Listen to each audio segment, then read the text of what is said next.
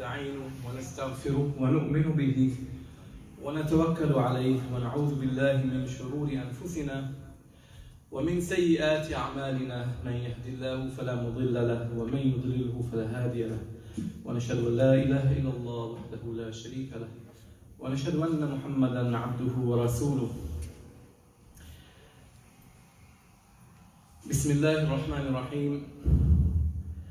يا أيها الذين آمنوا قوا أنفسكم وأهليكم نارا صدق الله العظيم. My dear brothers and sisters, Assalamu alaikum wa rahmatullahi wa barakatuh.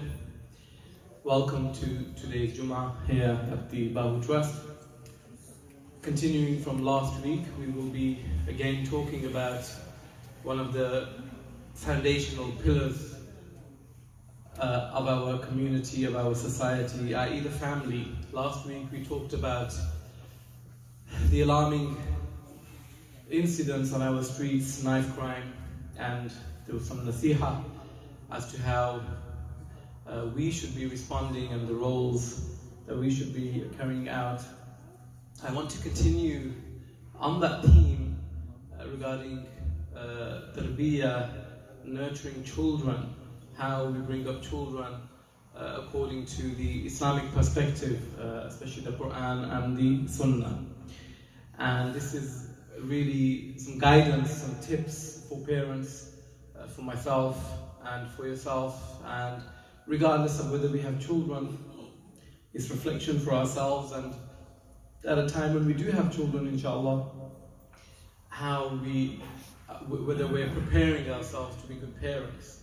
And similarly, those of us that have a role overlooking children, safeguarding children in an Islamic environment, some nasiha, some thoughts on how to supervise, how to bring up and look after children.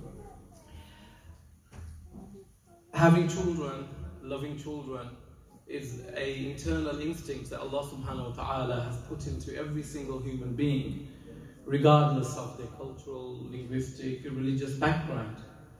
We're told in the Holy Quran, Al-Malu wal-Banuna Zinatul Hayati Dunya, that wealth and children are the decor, the beauty, the allure, the attraction of the dunya. It's what gives sweetness to life. The fact that you have children is an internal instinct, and this desire to have children is scattered throughout the Quran in many references. We're further told, زُيِّنَ لِلنَّاسِ حُبُّ الشَّهَوَاتِ مِنَ النِّسَاءِ وَالْبَنِينَ, that it is pleasing, it is attractive, it is alluring to man that he desires women, and he wants children. This natural instinct, by implication, also applies to women. They also have this God-given instinct of security, of having a stable relationship, a partner, and also having children. In the Quran, we have so many references to this theme of a child, to those parents who had no children, for example, and Allah gave them hope. For example, we have the story of the Imra'atu Aziz, the lady of Aziz, the wife of the minister of Egypt, who had no children, but she came across Yusuf alayhi salam and she adopted him. Similarly, we have the story of Asiya, the wife of Pharaoh, who also had no children but came across Moses in the basket, as we all know, and she adopted him. And tellingly, the same words are described in the Quran. They both said, "Asa an yanfa'ana aw nattakhidahu walada," that perhaps this child, if we take him, if we adopt him, he will bring benefit to us. So this, my dear brothers, tells us about this innate instinct in every human where we desire children. And further, we have the case of Ibraheem alayhi salam, who we have his very strong, famous dua where he asked Allah for a child, and as we know, in his very old age he was granted a child, and in fact he was also promised a grandchild. We have the dua of Zakaria alayhi salam, who said, رَبِّ إِنِّي وَهَنَ الْعَظْمُ مِنِّي وَاشْتَعَلَ الرَّأْسُ شَيْبًا وَلَمْ أَكُنْ بِدُعَائِكَ رَبِّ شَقِيًّا. When he did a very sincere dua to Allah, pleaded to Allah, saying, my hairs have become white, have become so old, and he never gave hope in doing dua to Allah subhanahu wa ta'ala. And these verses tell us, A, that never give hope. Allah is the one who grants children, who grants du'as, who grants these offsprings. But also this hope of every human being that they will have children who will benefit them, who will look after them in the old age, who will bring a joy and blessing into their lives. So it's accepted and it should be understood that children are one of the greatest gifts that you cannot put any value to in any shape, way or form, regardless of the money, the status, the fame, what we have, the social standing in our lives. Having children is one of those gifts that is God-given and something we can never ever thank Allah for. No matter how much shukr we do, we will never be able to repay that gift, mercy of Allah subhanahu wa ta'ala. And talking of our beloved Rasul sallallahu alayhi wa alihi wa sallam, he was the greatest example of how one should bring up children and love them. And I want to start by sharing a very beautiful hadith with you, which is very should help us reflect on how to bring up children. And the hadith regards how Rasulullah sallallahu alayhi wa sallam would play with his grandchildren, Imam Hassan and Imam Hussein. And he would play with them, he would pick them up, he would throw them in the air, and he would openly in public show so much affection and love for them. He would kiss them so much so that when he used to pray, when he was in Salah, for example, his grandchildren would go onto his back and stay on his back, and he would elongate, lengthen his sajda, so that he wouldn't hurt them when he'd stand up. Very thoughtful regarding the feelings of children. And this is in Salah. And Salah and the position of Salah, the sujood, is the closest one can be to Allah subhanahu wa ta'ala. Rasulullah was the closest to Allah in the Mi'raj. But for us, we are told our Mi'raj is Salah. And the most closest aspect of Salah where we come close to Allah is the sajda. And this is our Mi'raj, our Prophet told us. And our Prophet gave us the example that even during this most sacred of posturings, of praying, you still love your children during the Salah, because he showed them that affection, that courtesy, that kindness in the Salah. And at the time there was a man watching him, and I'm just going to quote you this hadith. قبل رسول الله صلى الله عليه وسلم الحسن بن علي وعنده الأقرع بن حابس التميمي جالسا فقال الأقرع إن لي 10 من الولد ما قبلت منهم أحدا فنظر إليه رسول الله صلى الله عليه وسلم ثم قال من لا يرحم لا يرحم. So this man saw Rasulullah showing so much affection, and because he was of the Jahiliyyah period, he had this notion, and this idea is still around, where to be a man, and we talked about this aspect last week, you don't show affection to your children, to your family, especially in public. You keep your emotions bottled up. And Rasulullah here was kissing his children so much. And he said, I have 10 children, and I've never kissed my children. And he said this in a very pompous sort of arrogant way to show, this is manliness, and this is what strength is, and implying that it's weak to show this emotion. And Rasulullah sallallahu alaihi wasallam said to him, and there's variations to this hadith, it's found in Muslim and Bukhari. Rasulullah sallallahu alaihi wasallam said to him, whoever does not show mercy to children, he will never be shown mercy by Allah subhanahu wa ta'ala, or he will not be shown mercy. And another variation, Rasulullah sallallahu alaihi wasallam said, Awa amlik, am I responsible for the type of person you are? Am I responsible for this type of attitude?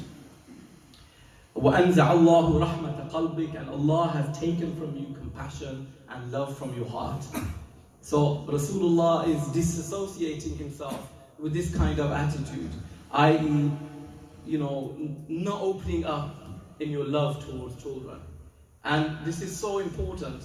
Why? Because last week we talked about hadith where a man came into the masjid. He was a Bedouin, uneducated, didn't know the sort of norms of masjid respect, and he urinated in the masjid, and Rasulullah showed him so much love, compassion. And this hadith, alongside the hadith that I've just mentioned, tells us that we must be accommodating, embracing towards our children. Make the masjid a hub for them, a place where they feel secure, where they feel loved, especially by the elders. Just the way that Rasulullah sallallahu alaihi wasallam loved the Bedouins, the ignorant who came into the masjid, and reformed them through his love and compassion, and in the same way that he loved his grandchildren and children around him. Moving on, having children is a blessing, as we mentioned, but it also has rights and responsibilities. And I want to talk now about the responsibilities. The first thing is the ayah of the Quran, Ya ayyuhalladhina amanu, those who believe, Qu anfusakum, save yourselves, wa ahlikum nara, and your family from the hellfire.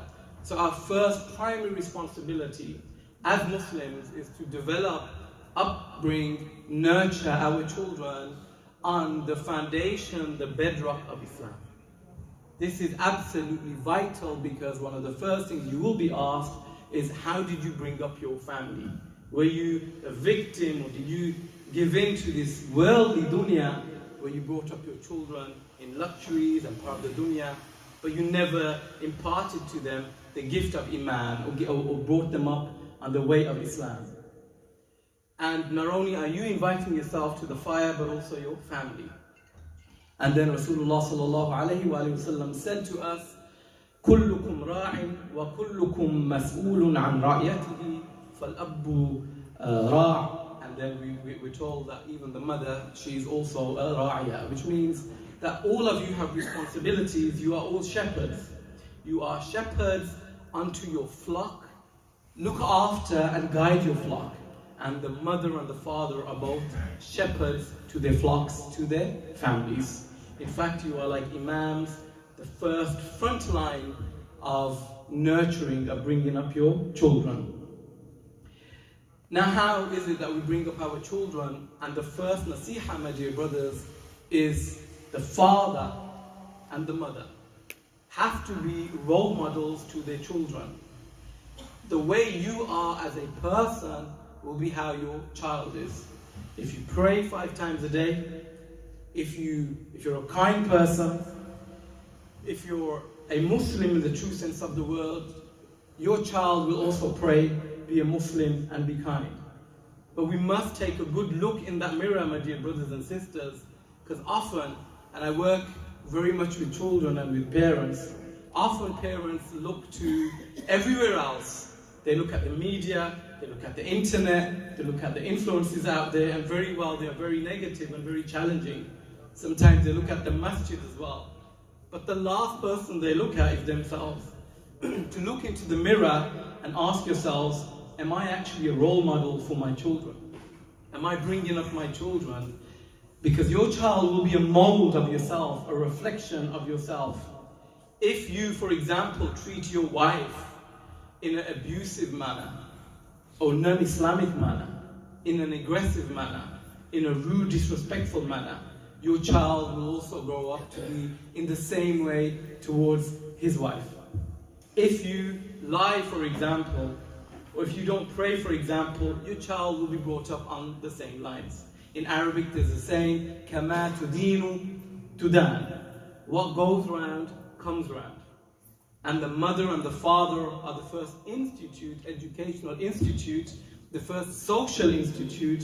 So education, social upbringing, religious upbringing is first and foremost not the duty of the imam, not the duty of the schools and the colleges, not the duty of the masjid, it is the duty of the parents.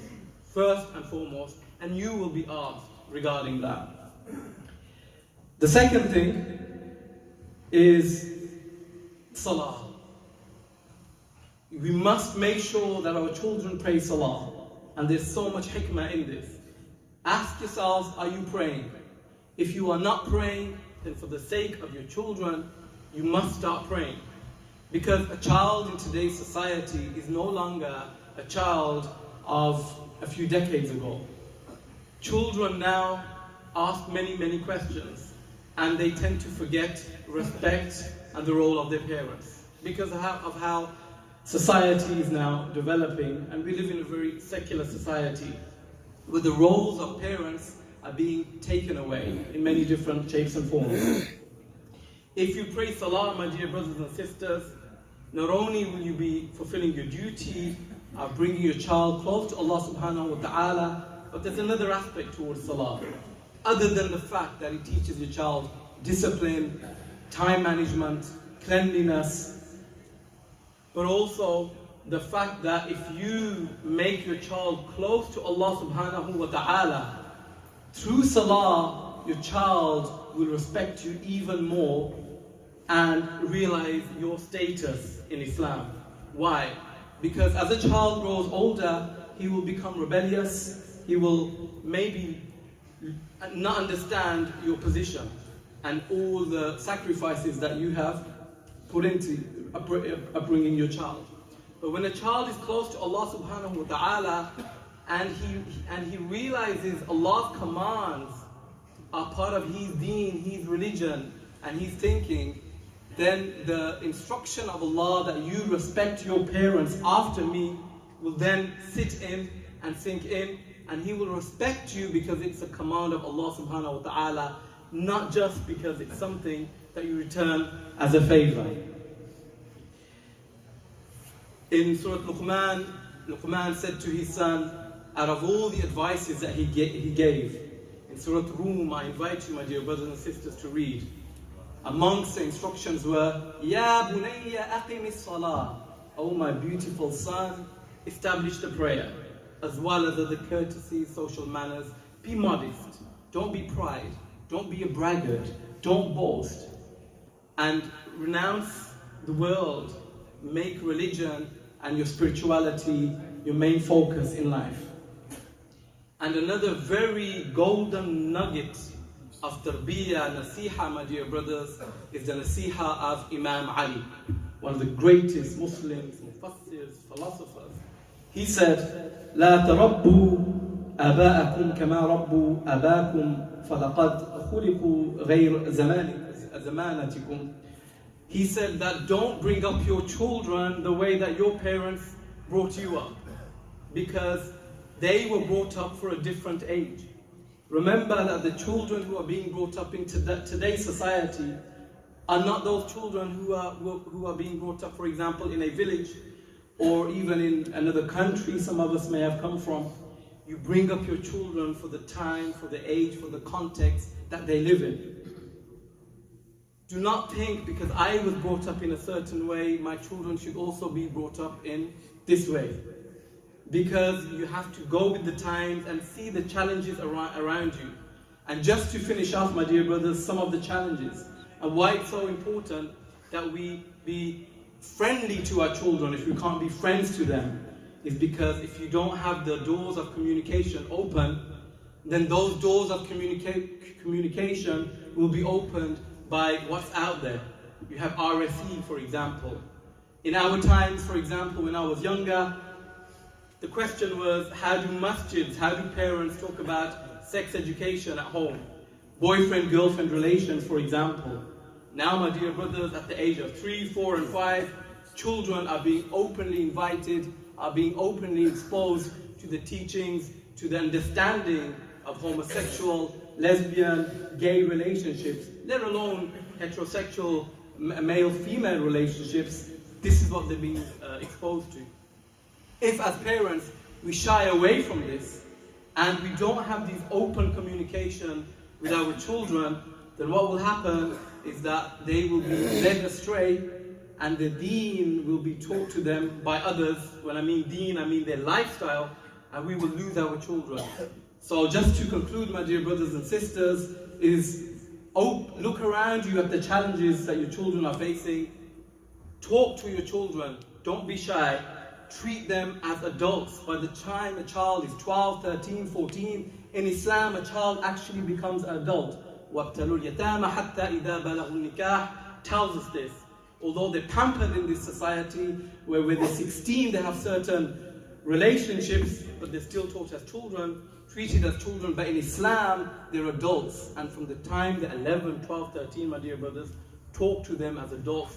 Give them responsibilities. Explain to them the pitfalls, the stumbling blocks out there, so that you can save them from the confusion out there in terms of the values, inshallah. وَمَا عَلَيْنَا إِلَّا الْبَلَاغُ الْمُبِينَ.